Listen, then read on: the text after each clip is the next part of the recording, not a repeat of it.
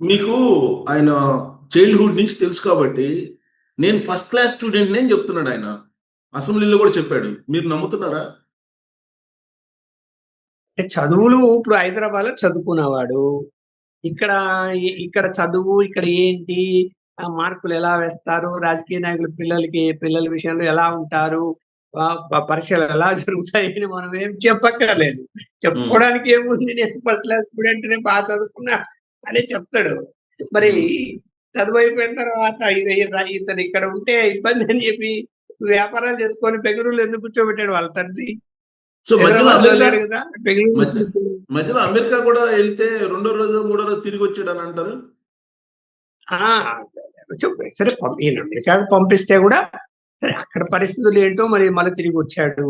తను ఈ ఈ అంటే ఇప్పుడు చదువుకునే వయస్సులో పిల్ల చేష్టాలుంటాయి. ఎవరు కాదనరు గానీ, హ్మ్. యువకుడుగా ఉన్నప్పుడు రాజకీయాలకి నువ్వొచ్చిన తర్వాత ప్రజలు నీకంత గౌరవం ఇచ్చి రాజశేఖర రెడ్డి అబ్బాయిగా నీకు గౌరవం ఇచ్చి, నిన్ను గెలిపించి, నిన్ను ముఖ్యమంత్రిగా సీట్‌లో కూర్చోబెడితే మెచ్యూరిటీ అనేది నువ్వు డెవలప్ చేసుకోకుండా అలాగే కాలం గడిపేసి 5 ఏళ్ళు ఇవాళ నువ్వు ఇప్పుడన్నా పోని మార్పొచ్చి, కొన్నిటికి దూరంగా ఉండి అది కాదండి సమాజంలో నువ్వు బాధ్యత గల వ్యక్తివి.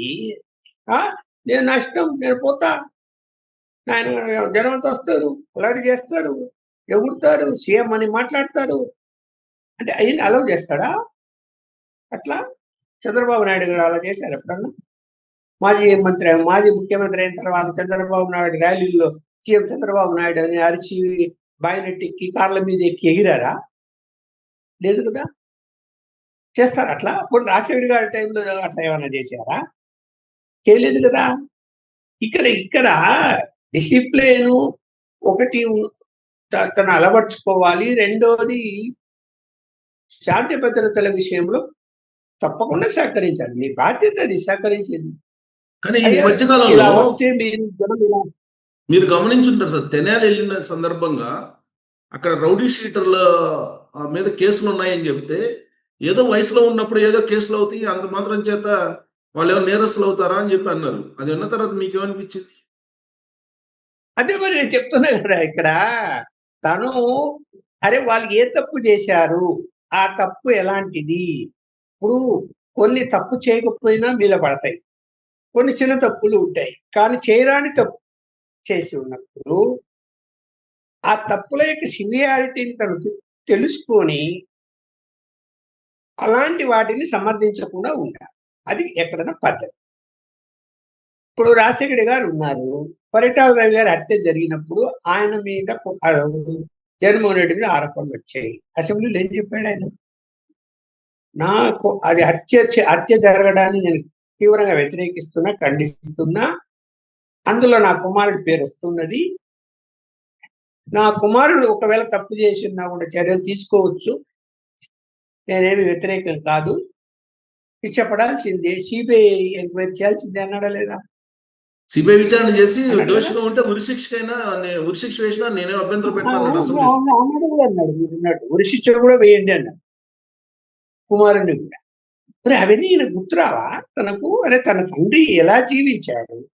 నేననేది వేరే రాజకీయ నాయకులు మనం పక్కన పెడదాం. వాళ్ళ యాటిట్యూడ్ ఏంది?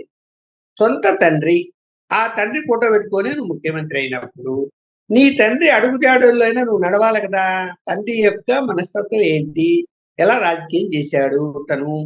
ఏదైనా ఇష్యూ వచ్చినప్పుడు అని చెప్పి ఆలోచించుకోవాలి కదా! ఇప్పుడు రాజకీయాల్లో ఉన్నప్పుడు ఎవడన్నా కష్టాల్లో ఉంటే వాడు తప్పు చేసినప్పుడు సమర్థించడం, వానికి సహాయం చేయడం సహజమే ఒప్పుకుంటా. కానీ ఎలాంటి కేసులు చేయాలి? స్మగ్లర్‌లు చేస్తావా? లే చేసే వాళ్ళకి సపోర్ట్ చేస్తామా? ఎట్లా చేస్తాం? చెప్పండి. కొంచెమన్నా ఆలోచించాలి గదా! దగ్గరికే రానీయకూడదు గదా! అలాంటి సమా స స స సమాజానికి ద్రోహం చేసేటువంటి పనులు ఎవరు చేసినా గూడా. ఫ్యాక్షన్ అంటే ఇప్పుడు ఆ రోజు ఫ్యాక్షనిజం అంటే అది వేరు. అది ఒక వ్యక్తికి మధ్య ఉంటది. ఒక కుటుంబానికి మధ్య ఉంటది. చెప్పనుగా ఈ కుటుంబానికో, ఆ కుటుంబానికో సహాయం చేస్తాడు. ఇవతల వీళ్ళు చేస్తే ఆ పక్క కుటుంబానికి ఇంకో రాజకీయ నాయకుడు చేస్తాడు. అది వేరు. కానీ ఇక్కడ సమాజ ద్రోహులకి అంటే గంజాయి అమ్ముకునే వాళ్ళనో, అక్రమంగా లిక్కరు అమ్మే వాళ్ళనో, లేకపోతే ఇసుక స్మగ్లర్స్‌నో, రెస్టారెంట్ స్మగ్లర్స్‌నో వీళ్ళందరినీ సపోర్ట్ చేస్తారా? చేయకూడదు కదా. మీకు ఈ రెడ్ శాండిల్ సమస్య వచ్చింది మాట వచ్చింది ఒకటి చెప్తుంది. చంద్రబాబు నాయుడు గారి మీద దాడి జరిగిన తర్వాత అలిపిరిలో అందులో ఒక రెడ్ శాండిల్ స్మగ్లరు పెట్టుబడి పెట్టాడు ఆ ఆపరేషన్ అంటే ఏ విధంగా అయితే అది ఆ రోజు జరిగిందో ఆ సంఘటనకు సంబంధించిన దానికి అనే ఆరోపణలు వచ్చాయి. అతను ఎవరు? కడప జిల్లా వాడు. ఎవరు? ఆ స్మగ్లర్. ఒకప్పుడు కాంగ్రెస్ పార్టీలో ఉండేవాడు. ఈయన అనుచరుడు, రాజశేఖర్ అనుచరుడు. దాని మీద అతను పెట్టుబడి పెట్టాడంట చంద్రబాబు మీద దాడి జరగటానికి అనేటువంటిది ఒక తెలుగుదేశం నాయకుడు కొంత సమాచారం తీసుకొచ్చి చంద్రబాబు నాయుడు గారిని కలిసి అంత రికార్డ్ అంతా ఇచ్చి, ఇది రాజశేఖర్ గారికి చెప్పండి, ఇది పద్ధతి సరిగా లేదు, ఫలానా ఆయన ఇట్లా చేస్తున్నాడు అంటే చంద్రబాబు నాయుడు గారు ఆ వివరాలన్నీ రాజశేఖర్ రెడ్డి గారికి పంపించారు. అది నాకు ఆ రోజు ఎవరు చెప్పారంటే, ఎవరైతే ఆ వివరాలన్నీ తీసుకొచ్చాడు మా కడప జిల్లా ఆయన నాకు చెప్తే చంద్రబాబు నాయుడు గారు పంపించుంటారని ఒక వారం ఆగిన తర్వాత నేను రాజశేఖర్ గారి దగ్గర పోయి అడిగాను. ఏంటి? అవునయ్యా వచ్చింది, ఖచ్చితంగా దాని మీద ఎంక్వైరీ చేయాల్సిన ఎంక్వైరీ ఆర్డర్ వేశాను. తర్వాత వాడు ఎక్కడున్నా సరే, దొరికినా సరే వాడిని తీసుకొచ్చి లోపల ఏమని చేస్తాను, కావాలంటే నువ్వు ఎస్పీని అడుగు, మన కడప ఎస్పీ ఆర్డర్స్ ఇచ్చారు ఆల్రెడీ, తప్పు కదా. వాడు ఈ విషయం తెలుసుకొని మొత్తం ఆంధ్రప్రదేశ్ వదిలేసి వాడు దుబాయ్కి వెళ్ళిపోయేటప్పుడు ఇప్పుడు అక్కడే ఉన్నాడు. ఇప్పుడు కూడా ఇక్కడ లేడు, అక్కడే ఉన్నాడు. ఫ్యామిలీ వెళ్ళిపోయింది. అదే బాగా సంపాదించుకున్నాడు స్మగ్లింగ్. ఇప్పుడు అతనికి జగన్కి రిలేషన్ ఉంది ఏమన్నా ఇప్పుడు?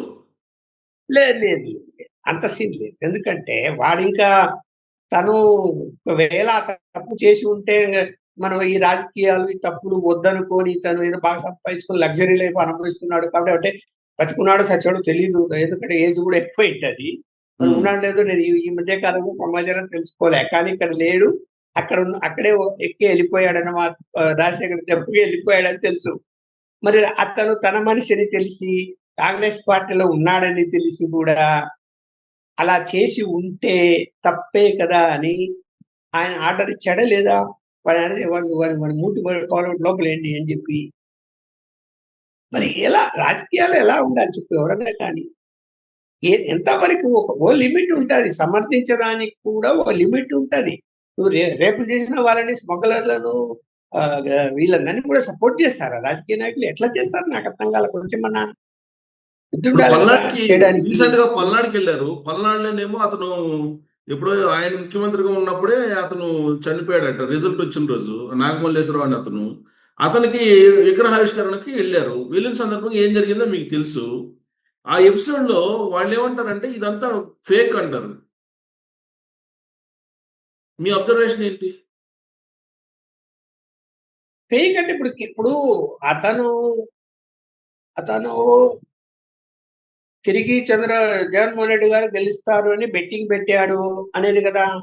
బెట్టింగ్ లో నష్టపోయాడు, మనస్తాపానికి గురయ్యాడు, ఆత్మహత్య చేసుకున్నాడు అని కదా మామూలుగా మనకు వార్తలు వచ్చింది.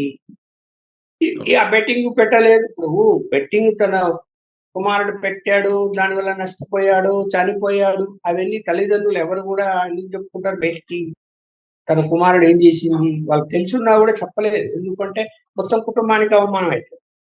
మరి అది రావడంలో వార్తలంతా అలాగే వచ్చాయి. ఎవరు చెప్పినా కూడా అతను బెట్టింగ్లు పెట్టాడు అందుకని చనిపోయాడనే వచ్చింది. సరే ఏది ఏమైనా కూడా అతను చనిపోయాడు. నువ్వు పరామర్శించడానికి ఆ కుటుంబాన్ని పరామర్శించడంలో తప్పు లేదు. ఎప్పుడు పరామర్శించాల్సింది?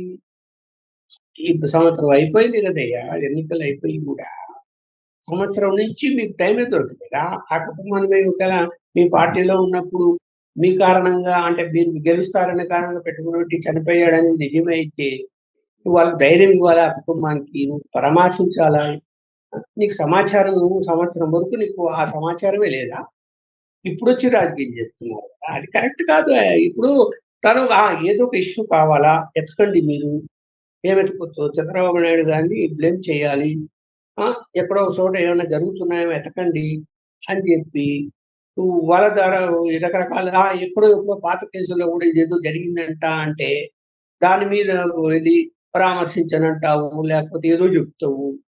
మరి ఏం చెప్పాలి? ఏంటి ఇది? సరే, ఒక ఒకటి ఇప్పుడు సంఘటన జరిగింది.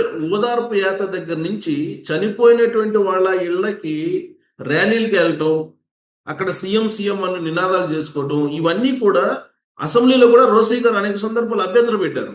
అయినప్పటికీ ఆయన తీరులో మార్పు రాకపోవడం వెనక కారణాలు ఏంటి? అదే అతని మనస్తత్వం అదే. తాను అరే ఇప్పుడు అతను ఏమనుకుంటున్నాడు, నేను రాజశేఖరి కుమారుని, నేను సీఎం అయిపోతాను, నాకెవరు అడ్డు చెప్పకూడదు అనేటువంటి ఆలోచన అతనిది. అరే ఓడిపోయాను, ఎట్లా ఓడిపోయాను, ఏ కారణాలు ఉన్నాయి, ఎవరి కారణం, చంద్రబాబు నాయుడు కారణమా, లేదంటే బీజేపీ కారణమా, ఏంటి ఏదో జరిగింది, ఇవన్నీ ఆలోచించుకుంటూ అతను ఏంటంటే ఒక్కోసారి టెంప్ట్ అయిపోతాడు. అతను మనిషి టెంప్ట్ అయిపోయి ఆవేశపడిపోతాడు. ఆవేశపడిపోయినప్పుడు తను ఏం చేస్తున్నాడో తనకు అర్థం కావాలి కదా.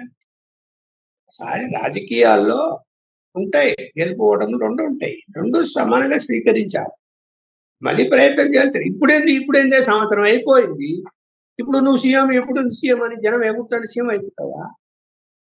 ఏంటిది అర్థం పడతా ఉందా? ఎందుకు అలా మాట్లాడుతున్నారు? అలాంటి స్లోగన్స్ ఇవ్వకండి, అలాగా బ్యానర్లు పెట్టడం, అలాంటి బ్యానర్లు పెట్టకండి, ఇది కాదు పద్ధతి అని చెప్పాలి ఒకటి. రెండోది, ఎన్ని చెప్పినా కూడా వాలంటరీగా వాళ్ళందరూ రోడ్ల మీదకి వచ్చి అరిచి అలాంటి పనులు చేస్తున్నారా, ఆర్గనైజ్డా? ఇది కదా ఇంపార్టెంట్.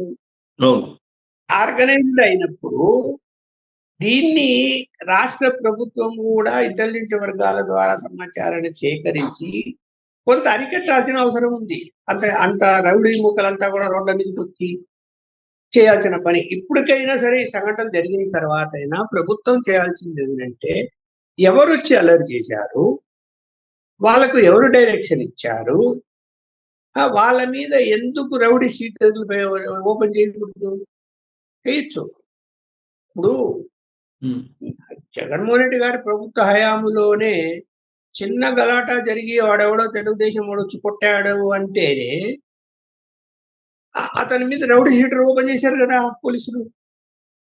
అట్లా చాలా సంఘటనలు జరిగాయి కదా, రౌడీ షీటర్లందరినీ ఎవరు పడితేనే వాళ్ళకి రౌడీ షీటర్లు ఓపెన్ చేసి. ఇప్పుడు ఇంత సంఘటనలు జరిగినప్పుడు రాష్ట్ర ప్రభుత్వం పోలీస్ వ్యవస్థ ఏ పోలీస్ స్టేషన్ల పరిధిలో ఎక్కడెక్కడ ఎవరెవరు ఉన్నారు అందరితో విజువల్లో కనిపిస్తున్నారు, వాళ్ళని కనుక్కోవడం పెద్ద విషయం కాదు. అక్కడ ఉండే వాళ్ళందరూ కూడా ఆ రోడ్డుకు ఇరువైపులో ఉండే ఊరి నుంచో అటువైపు ఊరి నుంచో అక్కడికి వచ్చారు రోడ్ల మీదకి. వాళ్ళు కనిపెట్టడం పెద్ద విషయం కాదు. విజువల్స్ అన్ని వీడియోలన్నీ ఉన్నాయి. వాళ్ళని పిలిపించి ఒక్కొక్కరిని, ఎవరు మీరు, ఎందుకు వెళ్ళారు, ఎందుకు అలా చేశారు, ఇదో ఈ సంఘటన జరిగింది. ఇప్పుడు ఆ సంఘటన జరిగినప్పుడు 3 రోజుల తర్వాత అది దాని కింద పడి ఆయన అంటే జగన్మోహన్ రెడ్డి గారి కారు కిందనే పడి అలా జరిగింది అన్నది 3 రోజుల వరకు పోలీసులు పట్టించుకోలేని పరిస్థితి ఉంది. ఇంకా ఎస్పీ గారు అదేదో ప్రైవేట్ వాహనం వచ్చి ఢీ కొడితే వాళ్ళు పక్కన పడేసి పక్కన తీసుకొచ్చి పెట్టారు, మళ్ళీ హాస్పిటల్ పోయా చనిపోయాడు అని చెప్తాడా? అంత బాధ్యత రైతులు వితౌట్ ఇన్వెస్టిగేషన్. అది వెహికల్ నెంబర్తో సహా చెప్తారు. ఎవరో మిస్గైడ్ చేస్తారు. ఇప్పుడు ఒకటి చెప్పనా, ఈ పాయింట్ దగ్గరే, ఇలాంటి పాయింట్ దగ్గరే ఇప్పుడు ఎస్పీ అక్కడ ఉన్నటువంటి అతను ఎలా వ్యవహరించారో మీరు చూశారు. ఈ పాయింట్ దగ్గరే ఈ మధ్యకాలంలో చంద్రబాబు నాయుడు గారు ఏమంటున్నారంటే, ఇప్పటికి కూడా జగన్మోహన్ రెడ్డి గారి కోర్టులో ఉన్నారు, ఆ కోర్టు సహకరించట్లేదు ప్రభుత్వానికి అంటున్నారు. అంటే ఇప్పటికి కూడా జగన్మోహన్ రెడ్డి గారు ఆధీనంలో వీళ్ళందరూ నడుస్తున్నట్టేనా? దానికి సీక్రెట్ ఏంటి? ఇప్పుడు జగన్మోహన్ రెడ్డి గారి టైంలో అవినీతి విచ్చలవిడిగా జరిగింది. ఎస్పీలు, డిఐజీలు, సీఎం పేసీలో ఉన్నటువంటి వాళ్ళు, డీజీపీల స్థాయిలో ఉన్న వాళ్ళు కూడా పెద్ద ఎత్తున అవినీతి చేసి సంపాదించుకున్నారు. చాలా మంది సంపాదించుకున్నోడు ఇప్పుడు రిటైర్డ్ అయిపోయిన వాళ్ళు వెళ్ళిపోయారు. ఉన్నవాళ్ళు అరే మళ్ళా జగన్మోహన్ రెడ్డి వస్తే ఇంతకంటే 4 సంపాదించుకోవచ్చు, మనం టోటల్ సంపాదించుకోవడంలో ఫ్రీడమ్ ఉంటుంది, మన వాళ్ళు ఎవరు పట్టించుకునే వాళ్ళు లేరు అప్పట్లో అనేది ఉన్నప్పుడు ఏం చేస్తారు? లాయల్టీగా లాయల్టీ అనేది ఫిక్స్ అయిపోయింది వాళ్ళ దగ్గర. మళ్ళీ ఆయన రాని ఈలోగా వీళ్ళని డ్యామేజ్ చేయడానికి ఏమైనా దొరుకుతాయేమో చూద్దాం, వాటిని ఫార్వర్డ్ చేద్దాం, వాటిని సమాచారం వాళ్ళకి ఇచ్చేద్దాం అనేటువంటి వాళ్ళు ఉండరని మనం ఎందుకు అనుకోవాలా? ఖచ్చితంగా ఉంటారు, నో డౌట్.